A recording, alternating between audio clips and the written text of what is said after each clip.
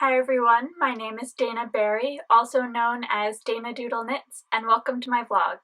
So the last month and a half or so has been really crazy, and I'm just now getting back into any semblance of a routine. We went to my in-laws for Christmas, and then my sister was down for New Year's, and then my brother and my parents were down for another thing, and then we went to San Francisco visiting my sister for a week, and then we had maybe 2 weeks off, and then my sister came for a wedding and was staying with us for a few days. It's been a lot of stuff. And on top of that, I have a project at my day job that I've been working on, which I'm really excited about, and I'm pretty sure I will do a video about it soon, even though it's not knitting related. It's still really cool. What I am going to talk about today is my trip to San Francisco that I mentioned earlier. And of course, I went to the yarn shops. First, I went to Imagine Knit, which is in the Mission, and you walk in and you're pretty much just blown away by the amount of yarn that they have stuffed from floor to ceiling there. But as always, I went directly to the local stuff because when I travel, I want to see what I can't see at home. So this is Twirl Naturals in the Twirling Tree Bark colorway, and it is a 100% lamb's wool. It's a single ply and I got 3 of them. They're each about 200 yards.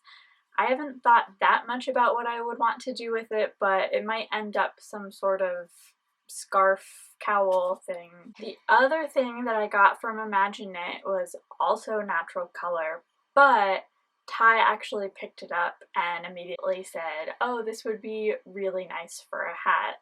I don't have any warm hats." My first response is, you get too hot for warm hats. There's a reason you don't have any. But of course I can't resist a husband who wants to buy yarn, so I told him to grab it and we bought it. This is Kelsey Family Farm, and it's 100% wool, Shetland wool, from Oregon. The second yarn shop I went to was A Verb for Keeping Warm, and that's in Oakland on the East Bay, so not actually in San Francisco. It's a really cute place. They have a ton of their own yarn, and they also have fabric and sewing patterns. And they do a lot of natural dyeing, both with their own yarn and as kits and other things so you can get. I got 2 skeins of their Pioneer yarn. It's a worsted 2-ply, and it's so squishy and it feels like there's still a bit of lanolin in it, so it's going to be warm and soft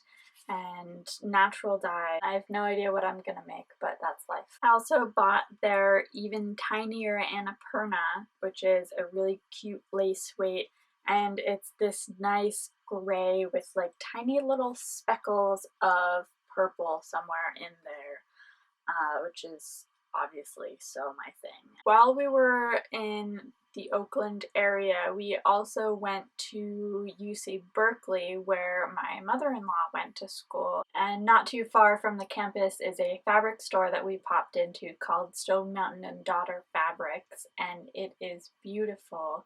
They have so much fabric there, and of course I am not really a sewer, so I was completely overwhelmed and just ended up getting fat quarters because you can't go wrong with getting fat quarters.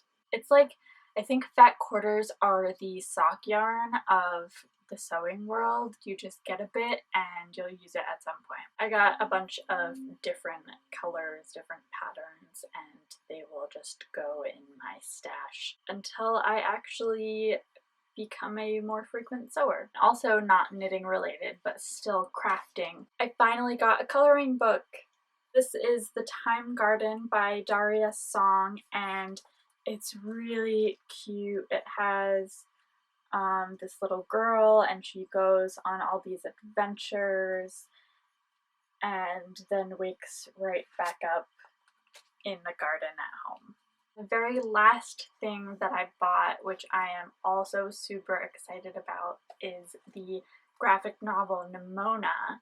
And if you don't know about this, this is by Noelle Stevenson, and she is an amazing comic artist and writer.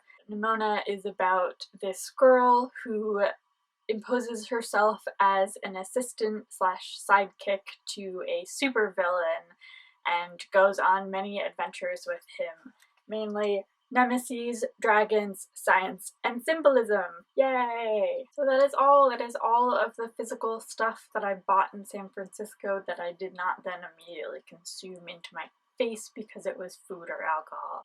So much good wine. Hopefully with a return of routine I will be able to record more, and I'm hoping to actually do this on a weekly basis and come out with a video every single week on the same day. If you have any thoughts as to what day that should be, let me know, because I don't know at this point. So we'll see where this brings us, and I'm looking forward to hanging out with you guys more. And of course you can find me on danadoodleknits.com, on Instagram and Twitter as danadoodleknits, and on Ravelry as danadoodle. As always, if you enjoyed this, please like and subscribe and comment below if you have any thoughts or questions. Bye!